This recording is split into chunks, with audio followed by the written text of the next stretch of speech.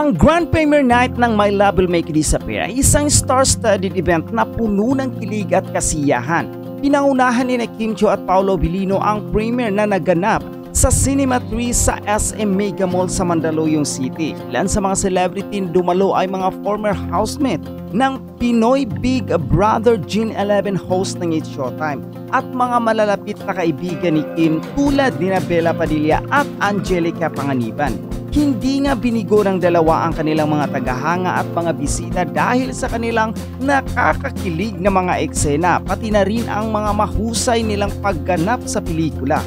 Pinuri ng mga fans ang stunning cinematography ng pelikula at ang mahusay na direksyon ni Direk Chad Vidanes na ito ang kanyang unang pagkakataon na mag-direct ng pelikula.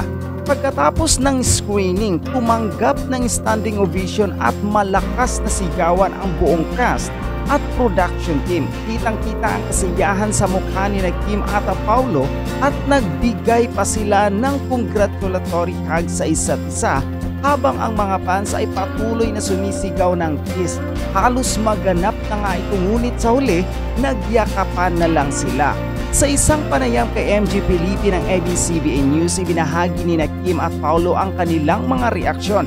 Ayon kay Paolo, hindi niya gusto na pinapanood ang sarili ngunit natuwa siya na nag-enjoy ang mga tao sa pelikula. Si Kim naman ay nagsasabi na nakakagulat at kakaiba ang pakiramdam na mapanood ang kanilang pelikula sa malaking screen, lalo na't ito ang kanyang unang premiere night pagkatapos ng 7 taon. Ayon pa sa kanya, para siyang nakasakay ng roller coaster dahil puno ng iba't ibang emosyon ang pelikula. Masaya rin ang mga batang fans ng Kim Pao dahil sa pagbibigay ng PG o Parental Guidance Rating ng MTRCB sa pelikula, kaya tiyak ay magiging hit ito sa mga tagahanga ng magka-love team. Ang My Love Will Make You Disappear ay kasalukuyang pinalabas na sa mga sinihan, kaya tiyak na makikita ng mas maraming tao ang magandang pelikula na ito sa mga susunod na linggo. Definitely mga chika, doon sa mga hindi pa nakakapanood, mas lalo kayong ma-excite. So mga chika, for this content, itong content muna natin na pag-usapan ngayon ay yung naging ganap sa premiere night nung kanilang movie last night. Okay, so mga kachika, this was a very successful premiere night for Kimi and Paolo dahil napakadaming mga celebrities, okay, mga high profile na mga tao na pumunta, okay, sa isa sa napaka-importanting event for Kim Pao's movie. And alam nyo ba mga kachika, lahat sila iisa yung sinasabi. Talaga daw kinilig sila ng sobra-sobra. Actually mga kachika, ako nung napanood ko kanina, talagang kinilig ako, pero I'll discuss further yung mga detalye dyan mamaya sa next vlog ko. So mga chika, kagabi namataan natin of course ang ating mga lovebirds na sina Kimi tsaka si Paolo na sabay dumating.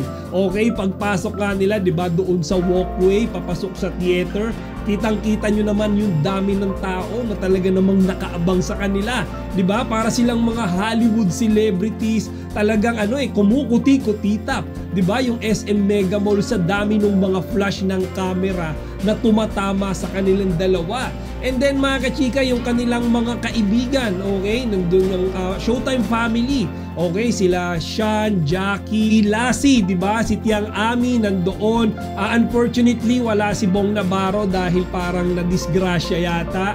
Hindi ko rin nakita si Jong Hilario tsaka si Meme Vice. Maybe may mga activities sila na nag-conflict sa mga schedule nila. And then nandun din mga kachika si Bella Padilla and Angelica Panganiban. Okay, yung ang Becky, diba, na mga beshies ng ating Chinita Princess. And then I also saw the PBB teen housemates, okay, si Lakay and the others. So mga kachika, ang dami, hindi ko na ma-mention lahat, pero all I can say is lahat sila full support, okay, kina Kimi tsaka kay Paolo. Most of all mga kachika, we saw the big bosses of ABS-CBN supporting Kimi and Paolo as well. Diba, nakita natin doon si Miss Cory Vidanes, the mother of Direk Chad Vidanes. And then nandun din ang ABS-CBN CEO, di ba? Si Carlo Katigbak. And then nandun din si Derek Loren, di ba? Basta mga chika, full force talaga sila and full support talaga sila sa ating mga iniidolo. And then lastly mga chika, nandoon, di ba, ang family ni Kimi, which we will guess later, okay, on this vlog. So mga chika, after nga nilang mapanood, di ba, yung My Love Will Make You Disappear, sabay-sabay silang nanood. Lahat sila mga chika, like what I said earlier, iisa yung sinasabi, grabe yung kilig na naramdaman nila. Di ba mga chika? Actually, ang dami nga nagsasabi talagang buffet yung nangyari. And I will agree dahil kanina nga nung pinanood ko yan sa sinehan, buffet talaga yung nakita ko mga chika.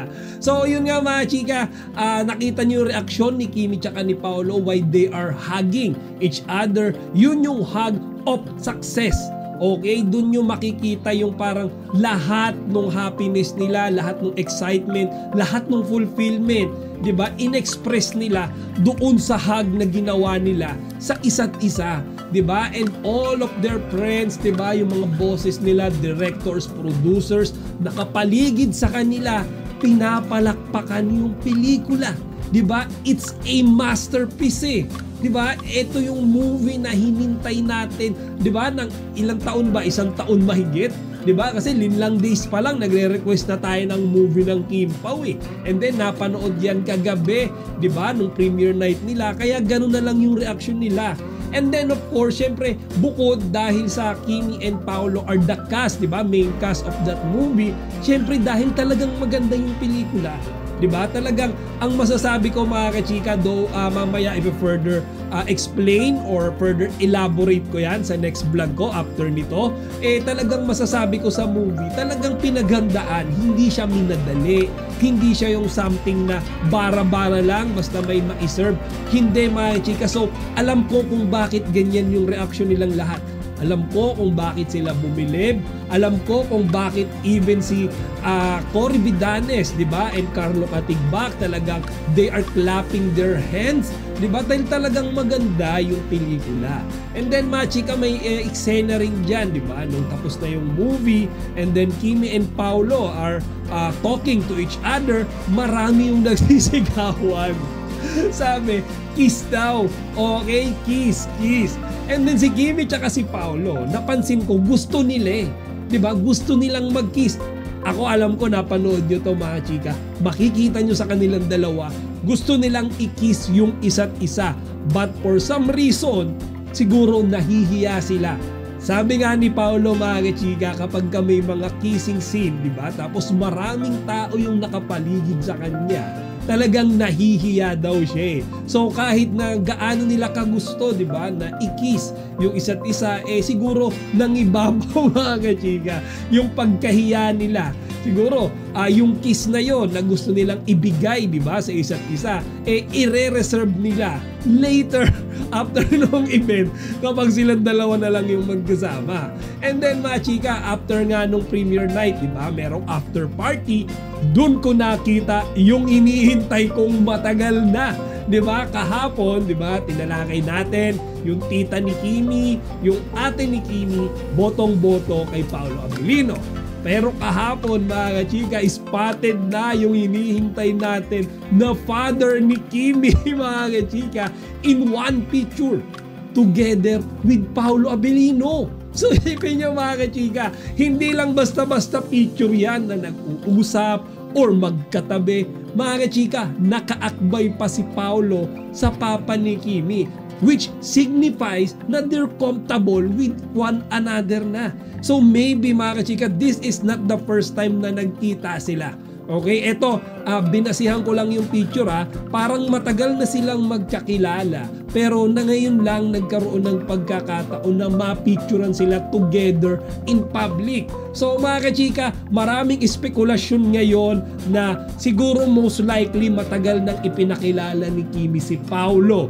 Okay, hindi lang sa mga kapatid niya, but also to his father. Ngayon, confident na talaga nating masasabi na Paolo Abilino is really welcome, okay, sa Chu family. And baka mga kachika, next na mababalitaan natin dyan, namamanika na siya mga kachika sa papa ni Kim Chiu. Diba? So mga chika, nakakatuwa, mas nakaka-excite ngayon ang Kim Pao love story kasi mga kachika, merong mga picture, merong mga evidences na naglalabasan na mukhang totoo nga yung pinaniniwalaan natin ever since. Diba? So mga chika, the premiere night was a success. Okay, nakita ko yung mga high profile celebrities, yung mga kaibigan nila. They are all supporting Kim Pao. Kaya nga nung lagi nating sinasabi, mapabata man yan, mapamatanda, mapa-middle age, mapa-family, mapakaibigan, lahat yan mga kachika, tinatablan ng kilig, okay, sa kanilang dalawa. Maaring may dagdag sa balitang ito ay ang detalye tungkol sa kung paano nagsimula ang proyekto, pati na rin ang mga behind the scene na kwento o paghahanda ng mga cast at crew para sa pelikula. Halimbawa, ang mga karanasan ni Kim at Paolo habang ginagawa ang mga eksena at ang chemistry nilang dalawa na nagpamahal sa kanilang mga fans. Maaari ring pagtuunan ng pansin ang pagsusumikap ni Direk Chad Vidanes sa kanyang debut bilang direktor at kung paano niya hinubog ang pelikula. Pwede ring maidagdag ang mga reaksyon mula sa ibang mga celebrity na dumalo sa premiere at kung paano nila tinanggap ang pelikula. Pati na rin ang mga natanggap na feedback mula sa mga movie critics o vloggers na nakapanood ng screening. May mga pagkakataon din na maaring pagtuunan ng pansin ang mga aspeto ng pelikula na nakatulong sa pagpapataas ng excitement ng mga manunood tulad ng mga music choices, costumes at set design. Lastly, isang magandang dagdag ay ang epekto ng pelikula sa career ni Kim at Paolo, lalo na't pareho silang may malaking tagahanga. Pwedeng magsalaysay tungkol sa mga proyekto nila bago ito at paano ang My Love Will Make Disappear ay isang malaking hakbang para sa kanilang mga karera. Isang interesting na aspect din ay kung paano tinanggap ng mga fans at kritiko ang romantic comedy genre at kung ito ba ay nakakatulong sa pagbabalik loob ng mga tao sa mga pelikulang Pilipino sa mga sinehan pagkatapos ng ilang taon ng pandemya at mga pagbabago sa industriya. Ang balitang ito ay nagpapakita ng isang matagumpay na grand premiere ng My Love Will Make You Disappear na may kasamang kilig, emosyon at maraming positibong reaksyon mula sa mga fans at mga dumalo. Kitang-kita ang kasiyahan ng mga artista tulad ni Kim Chiu at Paolo Abilino, pati na rin ang sumuporta ng kanilang mga kaibigan at celebrity. Mahalaga ang premiere night na ito, hindi lang dahil sa kasikatan ni Kim at Paolo, kundi dahil ito rin ay isang milestone para sa direktor na si Chad Vidanes na unang beses mag-direct ng pelikula. Ang papuri ng cinematography at ang magandang direksyon ng pelikula ay nagpapakita ng mataas na kalidad ng production ng Star Cinema. Ang mga reaksyon ng cast tulad ng pag-amin ni Paolo na hindi niya gustong pinapanood ang sarili ay nagpapatunay na may malasakit sila sa kanilang trabaho at sa pagtanggap ng mga manunood. Samantala, ang sinabi ni Kim na ang pelikula ay parang roller coaster ng emosyon ay nagpapakita ng malalim na epekto ng pelikula sa mga manunood. Higit pa rito, nakakatuwa na ang pelikula ay na-rate ng MTRCB ng PG na isang magandang hakbang para makaabot ito sa mas maraming kabataan at pamilya. Nais kong i-highlight ang pagkakaroon ng standing ovation, isang patunay na tagumpay ng pelikula at ng kasiglahan ng mga fans. Ang mga kwento ng mga fans mula sa kanilang kilig sa bawat eksena hanggang sa mga sigawan ng kiss ay nagpapakita ng loyal na suporta ng Kim Pao fanbase. Sa kabuuan, ang balitang ito ay nagpapakita ng magandang pagsisimula mula sa pelikula at isang magandang showcase para sa mga artista, direktor at buong team ng My Love Will Make You Disappear. Inaasahan ko na magiging hit ito sa mga sinihan at magbibigay ng magandang entertainment sa mga manunood.